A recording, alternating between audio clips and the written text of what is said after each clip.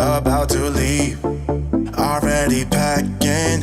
Come with me, I'm not really asking. We'll get away to a place where we don't know. About to see the world in action, what we can be, life with no distractions. We'll get away, this is what we waited for. Take my hand, we'll make it somehow. We can't miss out. I'm done living life with the lights out. Die with my own doubts. Be free with me. Let's go, let's be free with me.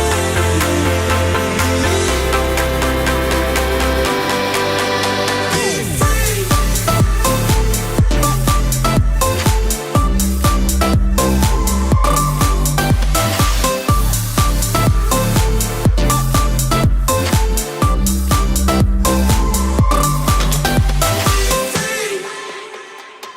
Not looking back, eyes on the freeway, Bonnie and Clyde, a classic cliche. We're on the run, this is what we waited for. Take my hand, we'll make it somehow. We can't miss out. I'm done living life with the lights out. Die with my own doubts. Be free.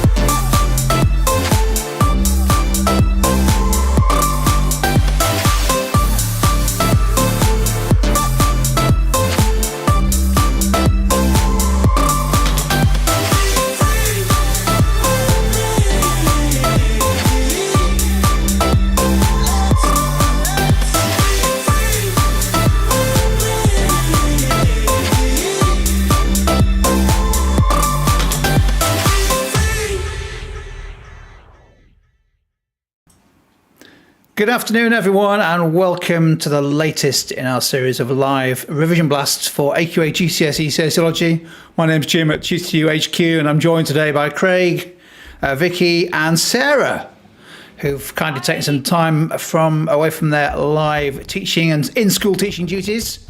And this is our fifth live session, and this one is on stratification. Don't forget, you can catch up if you've missed it. Any of the previous sessions by going to tutor.net live to watch a replay and download all the slides. And the slides for this session will be available as soon as we finish. And anything else I need to mention, Craig, before you give us a flavour as to what we're going to cover in this session? No, I think that's pretty much it, Jim. Today we're going to look at stratification, which is kind of the final topic on the GCSE specification, which covers things like the functions of stratification. It looks at life chances, social economic class, power relationships, power and authority, and other such things. There are a number of key studies that we're going to cover today as well. And with that, we've got quite a broad range of activities, everything from multiple choice quizzes to picture quizzes, bubble quizzes, and big reveals. So without any further ado, we'll go to our first activity, which is with me. Okay. Have fun, everyone. It is me. Okay, so quick multiple choice activity. What we want you to do is, if you are with us live, if you put in the correct answer to the question in the chat box on the right-hand side. If you are with us watching on replay, then sort of like just jot down your answers. If you need a little bit of extra time, just hit pause on that video, but we do reveal all of the answers. So our first question: which of the following terms refers to a system that rewards effort and ability? Is it A, nepotism, B, democracy, C, hierarchy, or D, meritocracy? So which of those is a system that rewards effort and ability? Is it A, B, C, or D? A couple of responses coming in, 3 responses coming in here. And perfect. All 3 responses at the moment are correct. It is D. It is a meritocracy. It's a system that rewards effort and ability. Can we have our second question, please, Jim? Which of the following terms describes a system where social mobility is not possible? A, democratic society, B, an open society, C, a closed society, or D, a hierarchical society, where social mobility is not possible.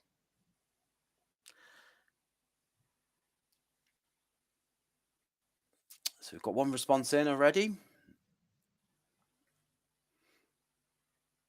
Okay, obviously these are all in part of stratification. We've got a second response, a couple of different responses here. We've got B and C and C.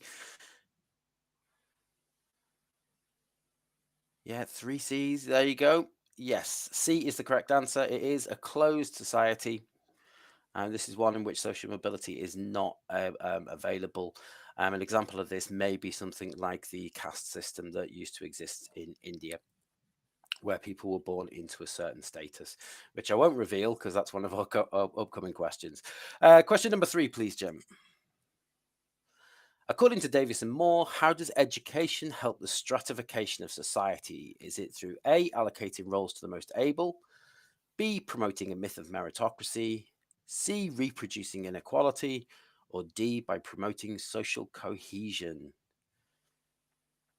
So which one of those one of those things does education do to help the stratification of society? I think this is one of the nice things about this stratification topic. It does bring in a lot of the other elements that you will have studied over the 2 years at GCSE. So the Davis and Moore, you could have done that in education as well. Okay, so we've got a mixed range of responses here. We've got A, D. Louise, you're right. It is A. That's right. It is allocating roles to the most able. That's what David and Louise have both said. Rosemary has put promoting social cohesion. No, it's allocating to the roles to most able, sifting and sorting people into their future roles. So an example of meritocracy in the education system could have been something like the tripartite system, using the use of grammar schools, or basically awarding people places at university based on the highest possible grades that they've got. Question number 4, please. Which of the following terms describes the invisible barrier that limits women's progression in work? Is it A, a gender domain, B, the gender quake, C, glass ceiling, or D, discrimination? Which of those? And this is a key term that's on the specification as well. One of those key terms you need to know. Bit of a tricky one there. The invisible barrier. I'll focus on that bit, the invisible barrier.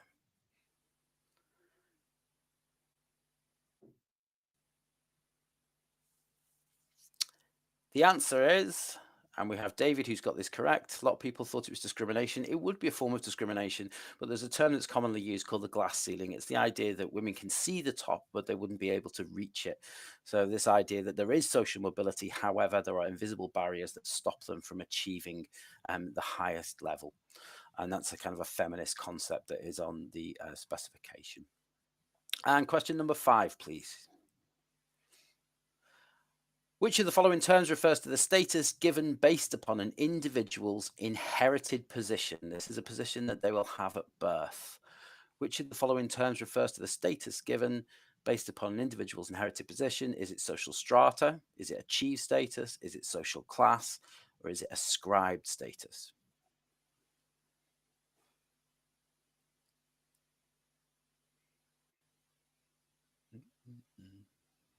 A little bit of a clue in the question. Refers to the status given based upon an individual's inherited position. And again, you could use this, particularly if you looked at Parsons' idea of the bridge between the home and the family as well. This is another concept that we could use in education as well, stratification. So we've got a range of answers there from A, C, and D. Everybody's agreed that it's not achieved status. It is actually ascribed status, and this is a status that you're born into. Okay, so that's our first 5 multiple choice questions. Now we'll move over to do the big reveal. Thank you very much, Craig. So the big reveal is all to do with life chances, and we're going to start off with an easy one. So what happens with the big reveal is you will see 5 clues, and you've got to decide what those clues are talking about. They'll get a bit more obvious as you go on. So the first 5 are going to give us clues into a group of people who have worse life chances than others in society. So Jim, can we see the first clue, please? So these people are more likely to be a victim of crime. So if you can note down which group of people you think this might be in the chat window, that'd be fabulous. Next one, please, Jim. So they are also more likely to be convicted of crimes. As well as being a victim, they are more likely to be convicted of crime. Third clue, please. And they are less likely to obtain a highly paid job. Okay, we've got some good answers coming through at the moment. 4, please, Jim. They are less likely to attend university. And number 5, Jim, please. And they are less likely to gain 5 good GCSE passes. Okay, and obviously some of those are linked together. Okay, so we have got a couple of good answers coming. It's not public school, boys. So if we can see the answer then, please, Jim. Excellent. It's the life chances of the working classes. So that group of people are much more likely to be victims of crime, convicted of crime, less likely to have a highly paid job, less likely to attend university, and less likely to get those good GCSE passes. Obviously, they are not the only group that suffer with worse life chances. People with disabilities do. People who do not conform to the traditional norms of sexuality would also have worse life chances, and obviously they are worth revising thoroughly too. So the next one that we're going to have a look at is actually a key study that you should have covered. So again, we're going to have 5 clues, and you've got to try and tell us what the key study is or who wrote the key study into the chat window. So can we have the first clue, please, Jim? Excellent. We've already heard about this in Craig's last activity. So the first clue to this study is one of the things this person spoke about was inequality, glass ceiling, the motherhood wage penalty, the idea that mothers take a long time out of work and that affects how much they can earn overall. Okay, next clue, please, Jim. So societal expectations of women. So what are we, so think about like the way that women are expected to conform. So the idea that women are going to go and have children, they will want to get married, they will put their family before careers, etc. That's kind of what is expected of women. Number 3, please, Jim. So double standards around sexuality, excellent. So obviously we know this already, that men are often sort of congratulated on their promiscuous behaviour, but women get the complete opposite with this. Number 4. Unpaid labour at home. So think about who would do most of that. And then finally, Jim, the last clue, please.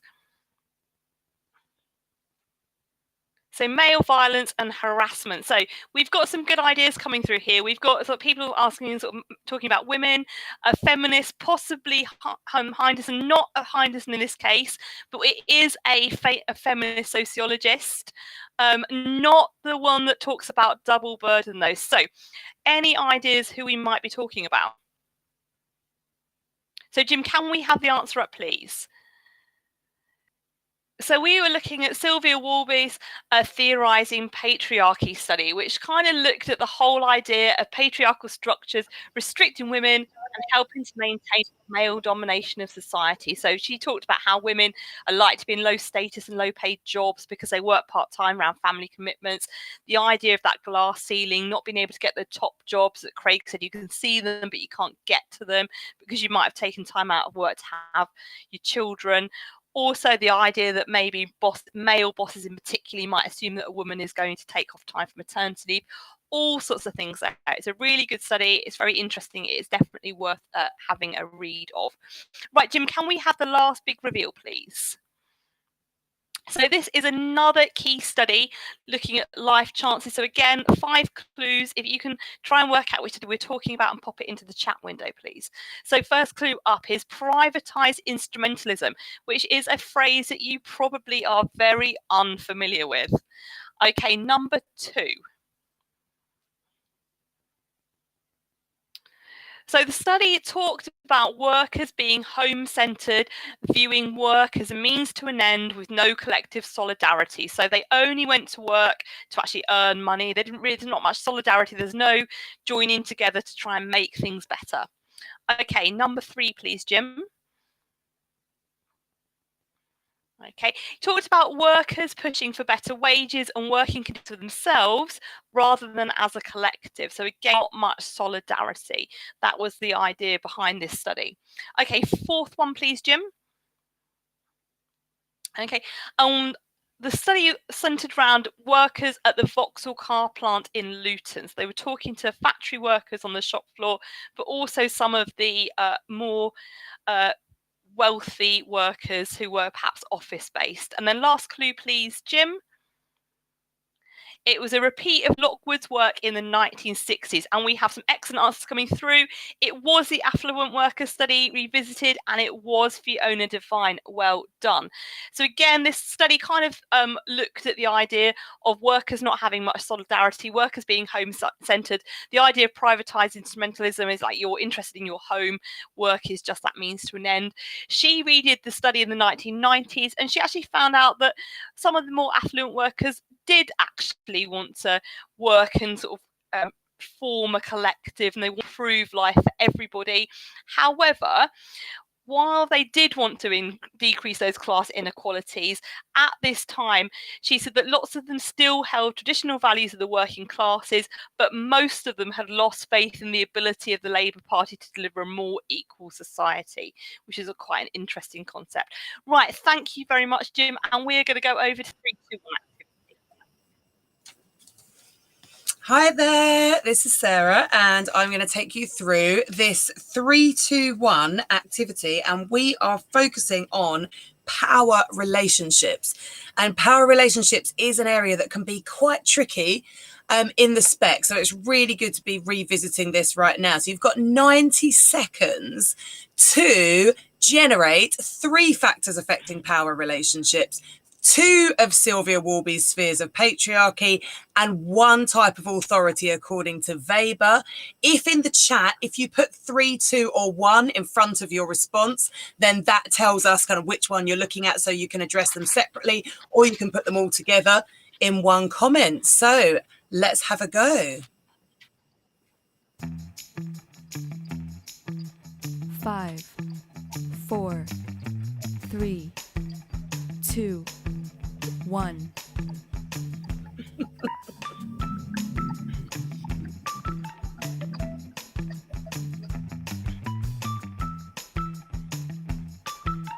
So factors affecting power relationships, you might want to think about your sociological cage. Sylvia Warby we touched on just now, so we get another chance to go a bit deeper with her work. And a type of authority according to Weber, and he had a few of those.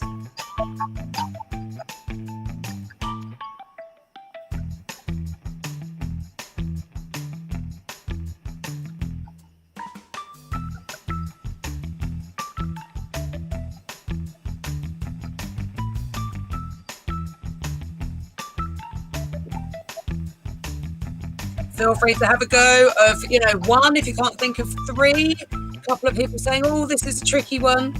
If you can't think of 3, maybe have a think of one factor affecting power relationships and think about your sociological cage is a real clue there to help you. Excellent stuff, David. That's brilliant to see. And that is our 90 seconds or 1.5 minutes up. So what did you get? Does anyone else want to contribute to 3 factors affecting power relationships? It's always useful to think about that cage, that sociological cage, because that gives us a framework to work with. And thanks, Jim. Let's have a look at those 3. So you may have looked at social class. And if you couldn't think of this, you might want to scribble it down now so you can revisit it later. You may have looked at gender, or you may have looked at sexuality. But of course, there are quite a few factors, aren't there? So you may also have talked about ethnicity or disability or religion and belief or interest groups, or my favourite one, elites, which I really like. So those 3 on the screen are just a small sample of them. And well done for those of you that did have some of those. And let's have a look at the next one. So 2 of Sylvia Warby's spheres of patriarchy. You may also think of these as patriarchal structures, because they're often referred to as that when we're looking at Warby's work. So you may have looked at the state. You may have looked at paid work or patriarchal relations within paid work, or you may also have looked at sexuality, culture, violence, male violence, or the state. And it's really good to go back and revisit Warby's work because it's really integral to understanding this part of the spec on power relationships. And finally, number 1, we were looking at a type of authority according to Weber. So you may have had traditional, but charismatic is there. And well done to David, who was straight in there with that one. That's brilliant. So well done, everybody. And I'm going to hand over to Craig, who I believe has got a quiz for us. It's actually Vicky. Over to Vicky. That's right. So we're going to do the 30-second challenge, and I have 3 questions for you this time. And again, this time we're kind of looking at poverty, but we're looking at studies that are related to poverty in social stratification. So my first question to you this afternoon is, why did Charles Murray argue that Britain was developing an underclass in his work Losing Ground? Now remember, he is a new right sociologist, so he is uber traditional. So 30 seconds, if you can type some answers down in the chat window of why he argued that Britain was developing an underclass. Off we go.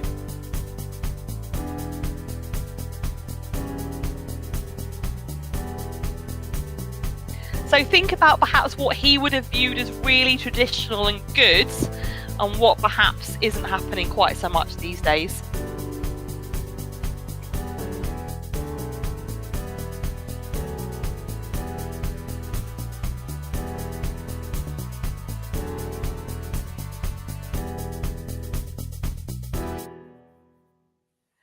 Okay, thank you very much. So we've got some answers coming through. More unemployed, absolutely. That was something that he was really, really dead against. And he argued that one of the reasons for that was because there was an availability of benefits that he didn't really agree with. He felt that meant that there was little interest in people actually getting a job, and he viewed people as a burden on taxpayers. So brilliant, the idea of that welfare dependency coming through. Good answer. He also talked about the decline of the nuclear family. So just to recap on the nuclear family, so he's talking about a set of parents at home, mum and dad with their children, so really traditional as he sees it. And he felt that having more single parents was not a good thing because it meant that there'd be more reliance on the state as well. And those children of single parents, he felt they would be missing their fathers. So those boys might be growing up without a good role model to instill values of honesty, hard work and responsibility. And he argued that they were much more likely to fail at school, and they were much more likely to take part in antisocial behaviour, and possibly also go on to be absentee fathers themselves. So that was kind of some of the evidence that he stated in that study, Losing Ground. Thank you, Jim. Can we have question 2 up, please? Okay, so my next question to you is, what did Pete Townsend include in his relative deprivation index in his work Poverty in the UK? So this was a study looking at how we might measure poverty, and and all the things that perhaps people who were having a good standard of living would expect to have. So he had put together a relative deprivation index of the things that he would expect people in society to have access to. So again, if we can have those coming up through the chat window, 30 seconds on the clock, off you go. So again, perhaps have a think about what you think people should have as part of a good standard of living in the UK.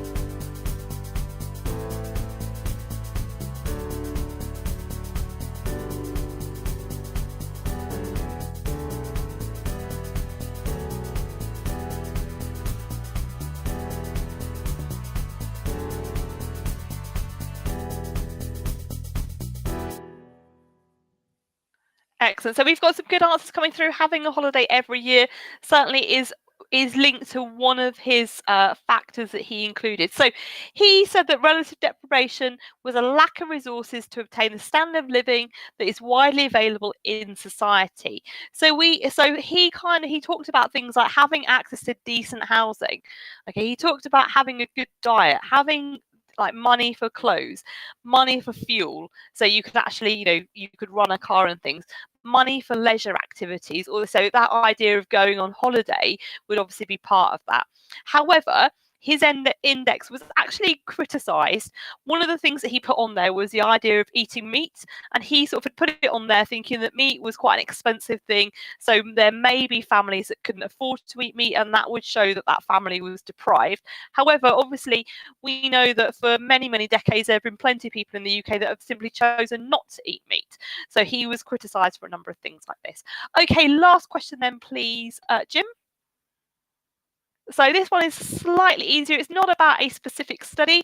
We're looking this time at what is the impact of poverty in the UK on children. So think about children who are not getting some of those things that have just popped up in the Pete Townsend index, and what that might mean for their the kind of standard of living, and obviously their life chances. Again, pop them in the chat window and we'll have a look at what you've come up with at the end of the 30 seconds. So can we have the timer on, please, Jim?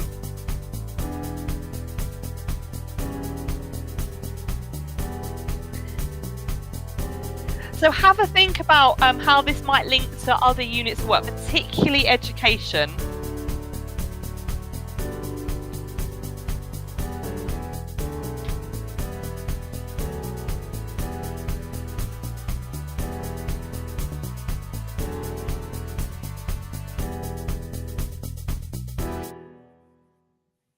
Fantastic. So David, you've straight away have said that material deprivation, that's a brilliant answer. Well done, Louise, as well. You've come up with it. And we've got concentration at school and educational achievement, all sorts of things coming up here.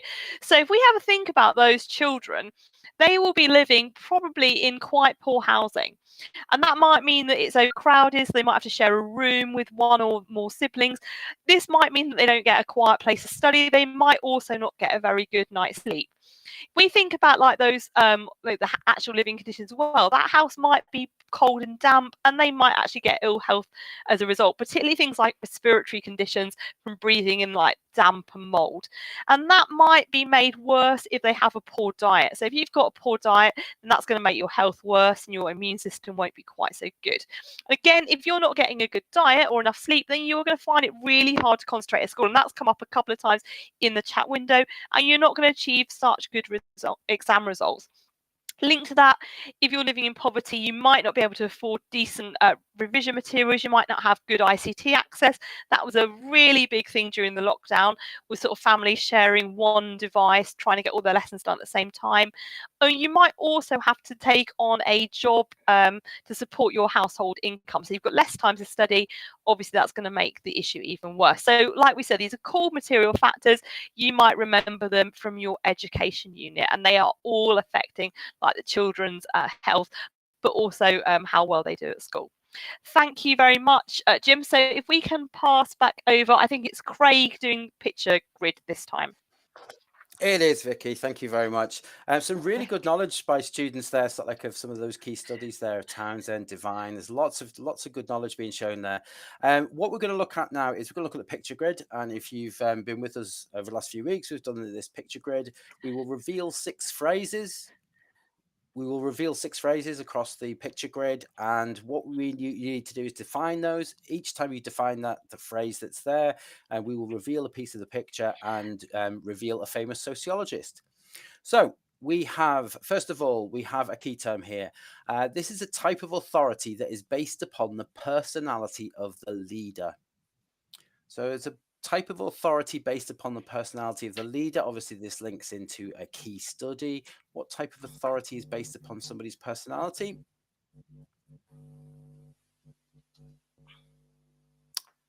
That's right, David. It is charismatic. It's obviously a question that we've popped up already, but this is what we'll do is we'll look at a bigger view of this now. So let's see, who might the picture be?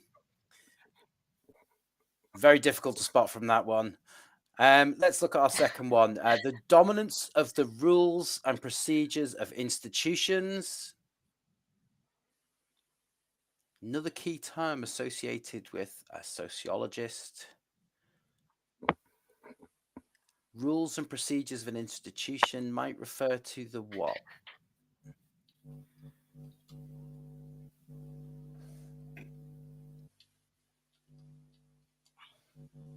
You're welcome, David. We try to be cool. Autocratic? No.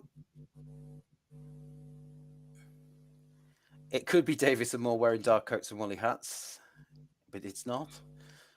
What term means the dominant rules and procedures of institutions? When we have an institution, there's lots of rules and regulations. What do we call it?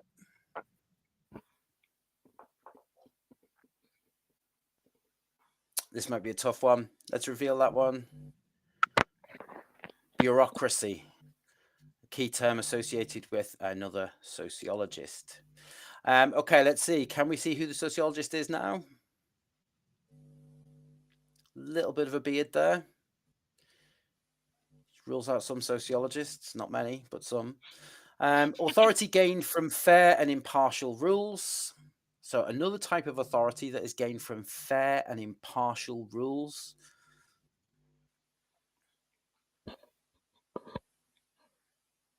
Democratic. It's not a type of authority. He does need to check. Are you talking about me, Louise, or are you talking about the character? I'm not quite sure now. But I do need to shave too. Authority gained from fair and impartial rules. What type of authority is that?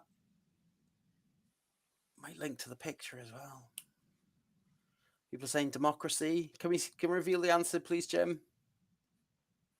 It is rational authority. Another form of authority that is put forward by somebody. Who do we think is behind the picture? I've already seen one person give the correct answer, but I'm not going to try and give that away so far. It should be a gimme, this one. Power based upon customs and traditions. Again, another type of authority that is given. Again, I need to ask, who's scary looking, me or the picture behind the picture, the person behind the picture? He has lovely neat hair. Is that me? No, clearly not. Power based upon customs and traditions. Is it the sociologist who gave his name to a range of portable barbecues? I don't know. I don't have a portable barbecue, so I wouldn't know that. But power based upon customs and traditions. What type of authority? Customary authority? No, not quite. Close. Think about customs. They become part of our what?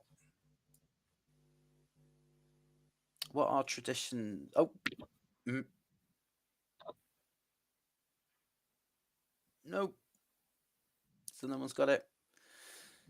Okay, let's clear that.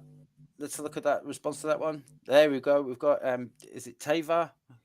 Traditional authority. That's right. A political system that allows individuals to elect people to represent them. What type of power is that? What type of structure is that? A political system that allows individuals to elect people to represent them.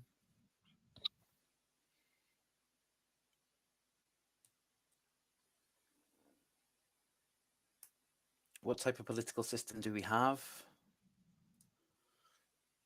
They're all close, Rosemary. It's democracy. There you go. And the final one. Has anyone still got the picture? I think it looks a bit like John Hurt, but people won't know who John Hurt is. A political system where people are controlled by an individual or a small group. Opposite to democracy. Well, that's probably...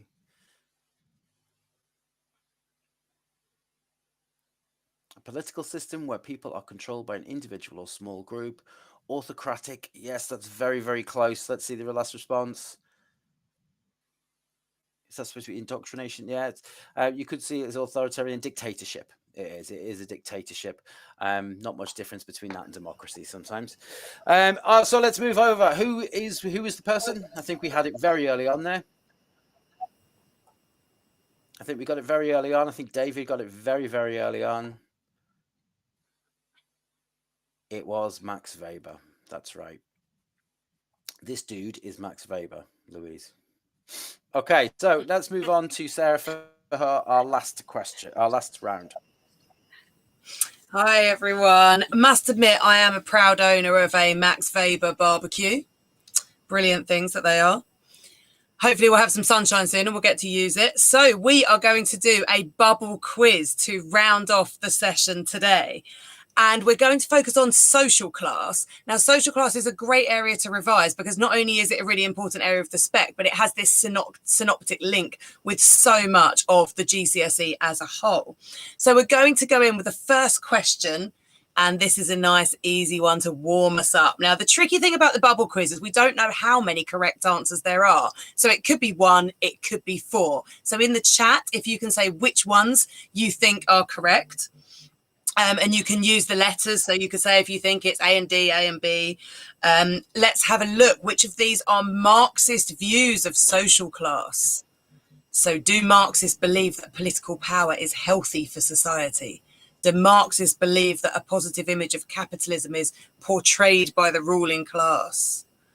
So have a go. Do Marxists believe that the privileged few exploit the many? So put the letters that you think are correct. And do Marxists believe that prestige is the result of hard work in a very meritocratic way? Let's see. So David is saying that possibly C is correct, that the privileged few exploit the many. Sounds good to me. Any others there that you think Marxists would agree with? Louise is thinking that maybe Marxists would feel, and we've got Tavia saying A and C. That's interesting. And then we've got another C coming in, and we've just got a nice positive smile from David. Louise is saying A and C. So can we see the answers, please, Jim? It was B and C. So remember, with A, Marxists would not see political power as healthy for society. They would see that as oppressive, and they would see that as the ruling class power.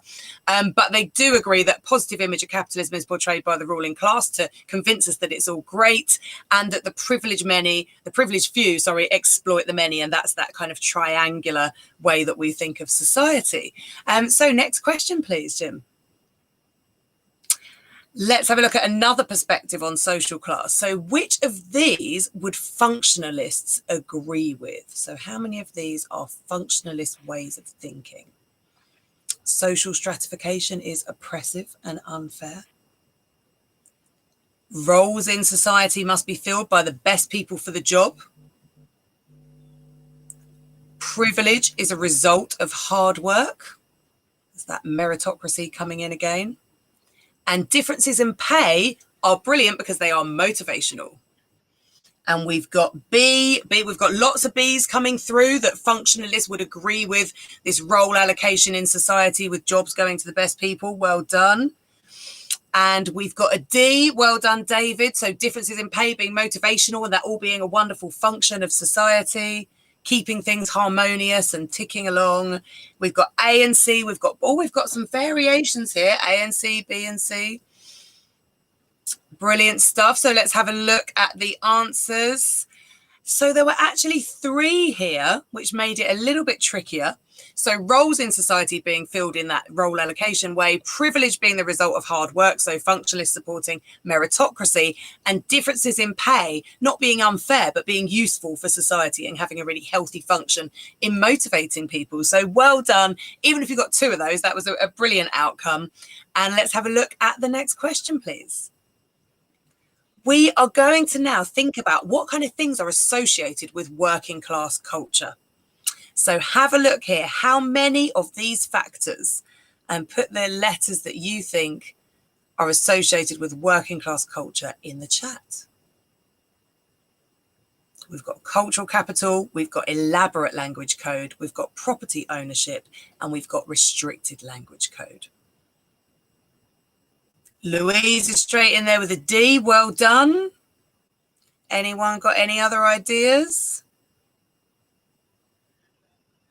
Could be 1, could be 3, could be 4 of these possible answers. David's gone in with a D as well. Excellent, good stuff. We've got Tyvia's gone in with a D and an A. Interesting. And Rosemary's come in with a C. Okay, let's have a look at the answers. There we go. So there was only 1 correct here. So cultural capital, very middle class behaviours. Elaborate language code, and it's the way our exam papers are written, often the way our books are written. So that's very middle class. Property ownership makes us part of the bourgeoisie, but restricted language code is, you know, really linked with working class culture. So well done for those of you that got D. That was excellent. Well done, Louise. Well done, David. Well done, Tyvia. And let's have a look at the next question. So which of the following, so our friend Weber, the one who makes the barbecues and has the very neat hair and beard, which of the following did he say? Could be 1 of them, could be 2, could be 3, could be all of them. So if you pop the letters in the chat, the ones that you think Weber said in his work. So did he think that patriarchy is the key to oppression? Did Weber think the class system is incredibly simple? Did Weber think that lifestyle actually affects identity more than wealth?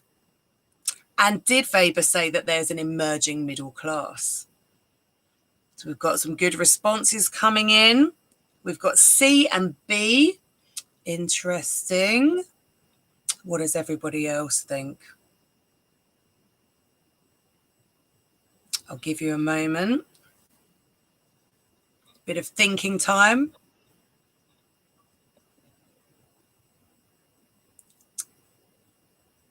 So Weber's such a key character when we look at social class, really helpful for evaluating in your essays, as well as showing your knowledge. Okay, shall we? I could be wrong, but it rings a bell. Okay, shall we have a look? So Weber definitely said that lifestyle affects identity often more than wealth. So it's not as clean cut as kind of how much do you earn, how much are you worth. And Weber talked about this emerging middle class, which was something that was sort of missing from Marx's original work. And Weber definitely wouldn't agree that the class system is simple, because Weber's whole thing was, no, it's more complicated than that. And patriarchy, Weber didn't really focus on that. That's more a feminist idea. Okay. We have 1 more question to go. And this is a tricky one. Which of the following statements are true? So this is a real, read every statement, think about whether it's true or not. So this is the last question. Did Marx say that a working class revolution would be pointless? Did Davis and Moore believe that unequal pay is good for society? Did Weber tell us that the working class revolution will happen in 2021? And did Paul Willis say that all boys are very, very pro-school?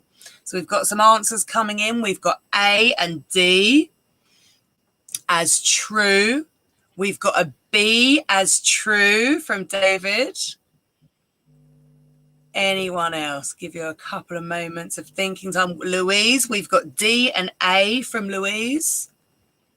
So we have to think quite deeply about these, don't we? And really think, what did these sociologists say? What did they believe? What was their position on society and social class. And Louisa said maybe a B. Vicky's ready for the revolution. Yep. What a coincidence, 2021. So shall we have a look at the answers? There was only one correct in here. So 3 of those were complete lies. Marx did not say the revolution would be pointless. Weber unfortunately did not say the revolution was going to happen this year. And although we've had a lot of themes of revolution in current affairs this year, haven't we?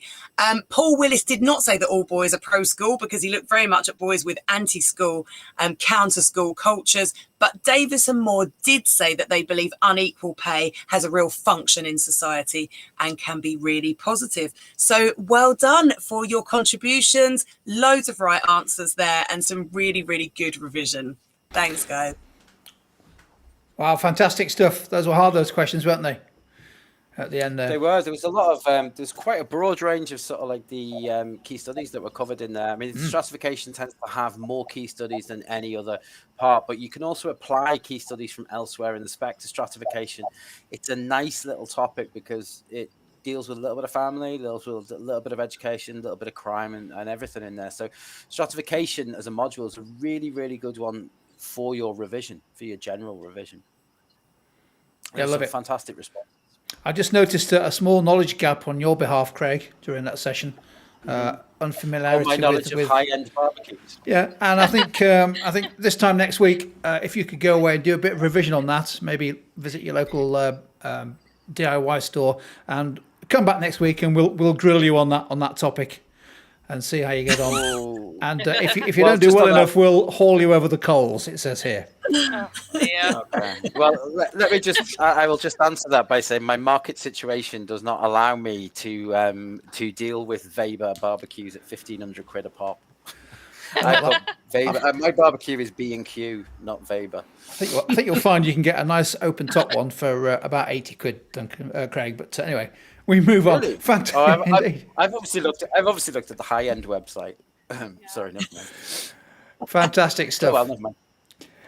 Well, I mean, a huge shout out to Vicky and Sarah and Craig for putting the session together. I mean, we've covered a heck of a lot of stuff there on stratification.